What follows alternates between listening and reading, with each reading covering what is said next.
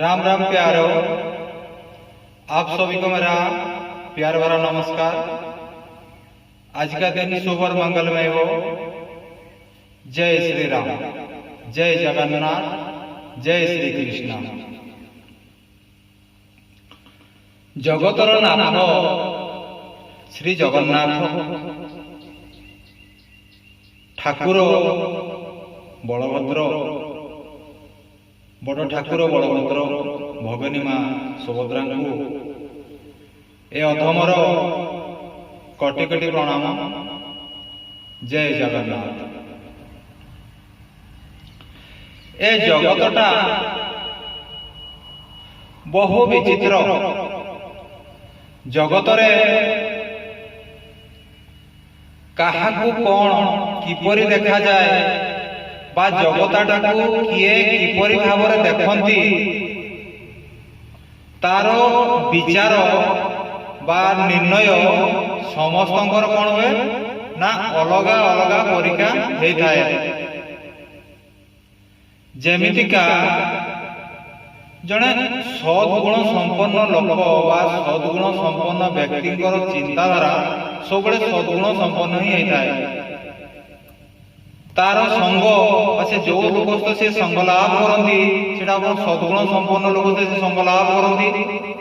लोक को भल चिंता, भल शिक्षा, भल संस्कार प्रदान करती। तार विपरीत को माने जो औषधगामी पुरुष जो मान मन में सदा सदा छंद रही, कपट रही, माया रही, मिछ रही, जे अन्यर जिनिस को सदा सदा लोभ करती, अन्यर जिनिस प्रति से सदा सदा आकर्षण होती। तेणु से लोकंकर प्रकृति रही कौन ना सब किसी पाइबा को आशा करवा, किछि पाइबा, जगत को किछि देवा नहीं, खाली आमे पाइबा। तेणु जो लोक माने असत पथरे अनुगामी होई केवल पाइबार इच्छा बा आशा को रखती से माने कौन पाती? से माने जीवन रे केवल दुख ही पाती।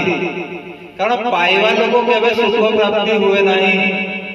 तेणु से लोक कौन हुए ना से केवल दुख ही प्राप्ति होता है। कहीं ना ए जगतटा दुख ही परिपूर्ण होइछि। आउ से दुखर भीतर ही सुख टिके भी लुचिकी रही। जेमती कि क्षीर भीतर घी रही, क्षीर भीतर छेना रही, किंतु ताहा आम आखि को देखा जाए नहीं। कहीं ना भल जिनिस देखिया हेले भल ज्ञान बा भल चक्षुटे भी आवश्यक पड़ता है। कारण से भल चक्षु भाव भल ज्ञानटी एते सहजरे मिले नहीं। तेणु मनुष्य कौन हुए ना सी बहुत समय विपदगामी हेई बा कुसंग लाभ करी से कुसंगर वशवर्ती हेई जाती। तेणु ताको से गुड़ाक ही देखा जाए। जन साधु बा सन्थ तार प्रकृति होची निजे कष्ट सही अन्य को सुख प्रदान करवा। जैसे दीपटे जलुଛି, दीप कौन करे ना निजक से बहुत कष्ट दिए। गोटे जिनिस जलिबार अर्थ माने अछि कष्ट नवा बा कष्ट स्वीकार करवा। तने से बहुत कष्ट स्वीकार करी से निजे जले एवं निजे जली से जगत को आलोक प्रदान करे। तेणु साधु सन्त माने हेले सेही प्रकार लोक बा सही प्रकार व्यक्ति विशेष जो माने कि निजे दुख पाई बा निजे कष्ट पाई संसार समस्त जंत्रणा को निज हृदय भितर रखी से माने जगत को सुख प्रदान करती। ये साधु सन्त गुणर लक्षण व्यक्ति अटंती। हम जो श्रीरामचरित मानस पारायण करुचे, ए श्रीरामचरित मानस पारायण कथा कहतु बा श्रीराम कथा कहतु बा श्रीरामंकर कथामृत कथा कहतु, एठिके आमको केवल शिखिबा को ही पड़े।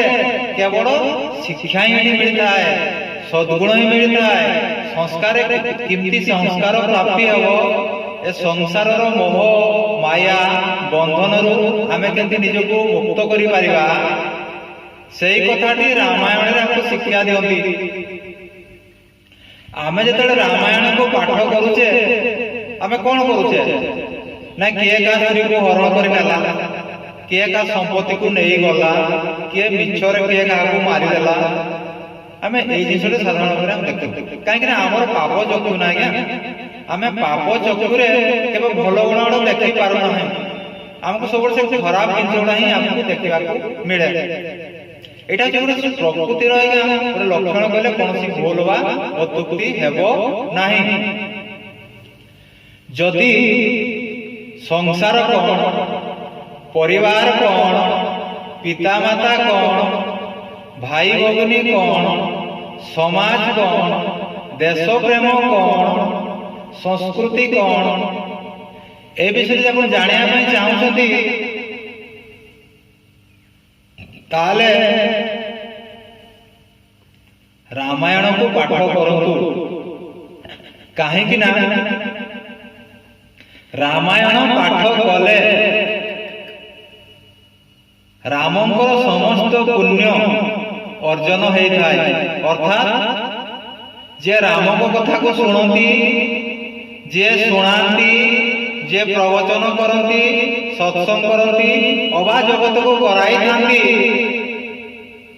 ସମସ୍ତେ ହିଁ ସେ ରାମଙ୍କର ସୁଖ ପ୍ରାପ୍ତି ହୋଇଥାଏ ସମସ୍ତଙ୍କୁ। କାହିଁକି?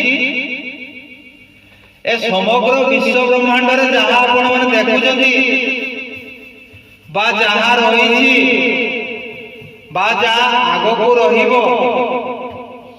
ସଚରାଚର ଜଗତରେ ଯାହା ରହିଛି ଯାହା ରହିବ ସେ ସବୁ ତ ଆଜ୍ଞା ରାମମୟ ନା ଆଜ୍ଞା।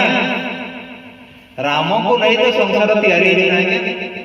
ପ୍ରତ୍ୟେକ ଘଟରେ ତ ସେ ଆଜ୍ଞା ବାସ କରିଛନ୍ତି। ଇତର ପ୍ରାଣୀ ଠାରୁ ବୃହତ୍ତର ପ୍ରାଣୀ ପର୍ଯ୍ୟନ୍ତ, ଛୋଟ ବଡ, ଉଚ୍ଚ ନିଚ, ଭଗବାନଙ୍କ ପାଖରେ କୌଣସି ଭେଦଭାବ ନାହିଁ। ଅର୍ଥାତ୍ ଭଗବାନ ସମସ୍ତଙ୍କୁ କୃପା ଦୃଷ୍ଟିରେ ହିଁ ଦେଖନ୍ତି।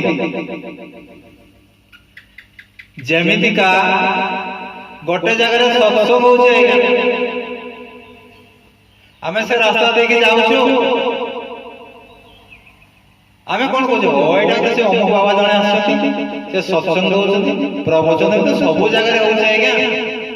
ଆମେ ମୋବାଇଲରେ ଦେଖୁଛୁ, ପାଲାରେ ଶୁଣୁଛୁ, ଆମ ଘରେ କାହାକୁ ବ୍ରାହ୍ମଣ ଡାକି ପୂଜା ଆରାଧନା କରୁଛୁ, ଉପଦେଷ୍ଟାକୁ ଡାକି ଆମେ ଉପଦେଶ ନଉଛୁ, ସବୁ ଜାଗାରେ ହଉଛି। ସତ୍ସଙ୍ଗ କଣ ମିଳିବ? ଆରେ ସିଏ ତ ରାମଙ୍କ ଭକ୍ତ, ରାମ ଭକ୍ତ ମାନେ ସେ ସତ୍ସଙ୍ଗ ପ୍ରାର୍ଥନା ଶୁଣିବେ ଆଜ୍ଞା।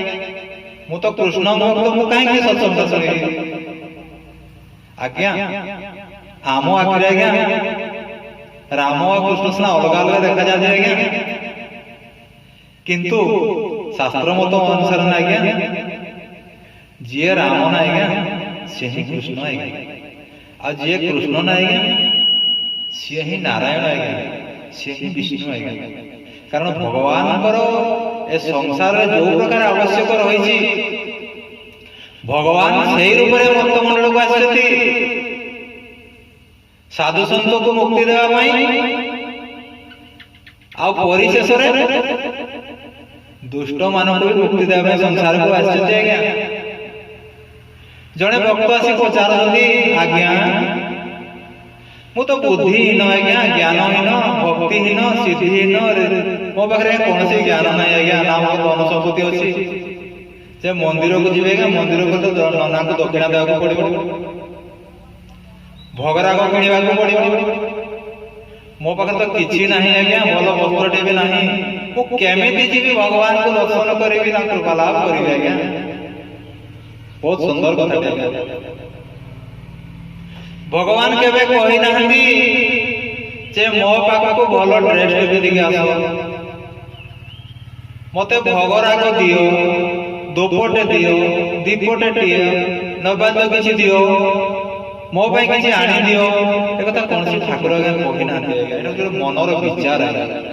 କାରଣ ଆମକୁ ସେମିତି ଗଠନ କରିଦିଆଯାଇଛି ନା ଗୋଟେ ମେଣ୍ଢା ଯୋଉ ପଟକୁ ଯାଏ ନା ଆଜ୍ଞା ସବୁ ମେଣ୍ଢା ପଛରେ ପଛରେ ହିଁ ଯାଆନ୍ତି। ବୋଲା ସିୟାବର ରାମଚନ୍ଦ୍ର କି ଜୟ ଶ୍ରୀରାମ।